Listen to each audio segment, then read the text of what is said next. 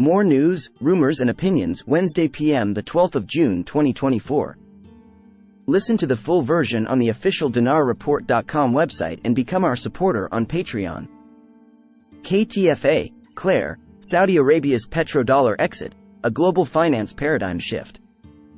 The 10th of June 2024, the financial world is bracing for a significant upheaval following Saudi Arabia's decision not to renew its 50-year petrodollar deal with the United States, which expired on Sunday the 9th of June 2024.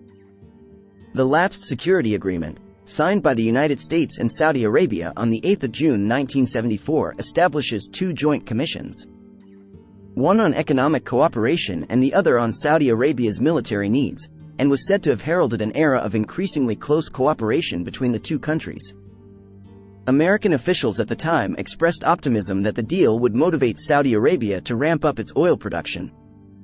They also envisioned it as a blueprint for fostering economic collaboration between Washington and other Arab countries. The crucial decision to not renew the contract enables Saudi Arabia to sell oil and other goods in multiple currencies, including the Chinese RMB, euros, yen, and yuan, instead of exclusively in US dollars. Additionally, the potential use of digital currencies like Bitcoin may also be considered.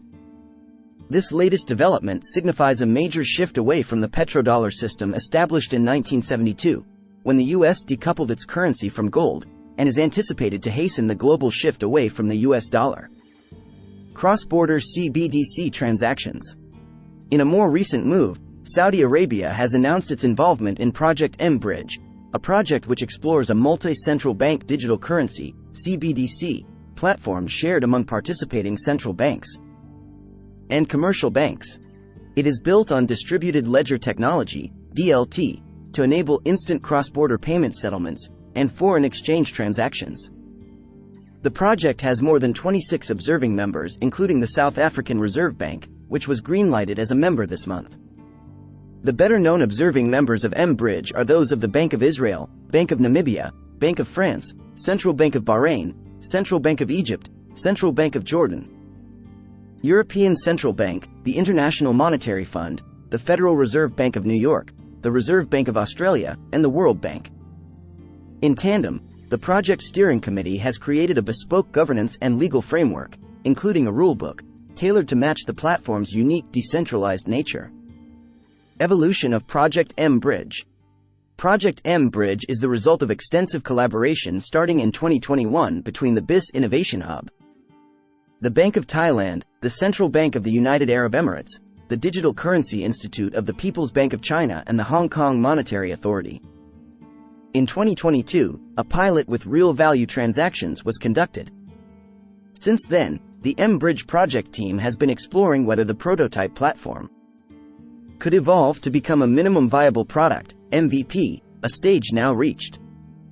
As it enters the MVP stage, Project M-Bridge is now inviting private sector firms to propose new solutions and use cases that could help develop the platform and showcase all its potential. Claire, the Minister of Communications, announces a campaign to turn off towers in preparation for switching to fiber optics. The 11th of June 2024, on Tuesday, Minister of Communications Hiem Al-Yassiri announced the imminent launch of a campaign to extinguish towers in residential areas in preparation for the transition to the fiber optic system. Al-Yassiri said in a statement, reported by the official news agency, and seen by Al-Iqtisad News, that the ministry intends to implement a campaign to extinguish the towers in coordination with the relevant security authorities, and according to the schedules set for them, after which it will switch to the fiber optic system. She added, there will be no losses to tower owners or unplanned extinguishing, as the companies operating on FTTH lines have completed their work in dozens of Iraqi regions in preparation for extinguishing those towers, and there is a detailed scheduled plan that will be announced in advance to extinguish the Wi-Fi towers, and converting it to FTTH service, which will be with the consent of the citizen and not compulsory. Al-Yassiri continued, the prices that FTTH will offer will be lower or equal to the prices of Wi-Fi, despite its high cost, but we bear these costs with the companies in order to provide good service to citizens. Buckeye Tree. Iraq continues to transform into the modern era with banking and now fiber optics. With security and stability and safety, banking laws against terrorism and corruption, investors, companies will find a good environment to do business. If I remember correctly from UB2B, in the coming days, phrase could potentially mean anytime. Praying with the blessings to be realized that this will be in the coming days or sooner.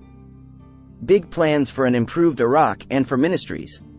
Listen to the full version on the official dinarreport.com website and become our supporter on Patreon.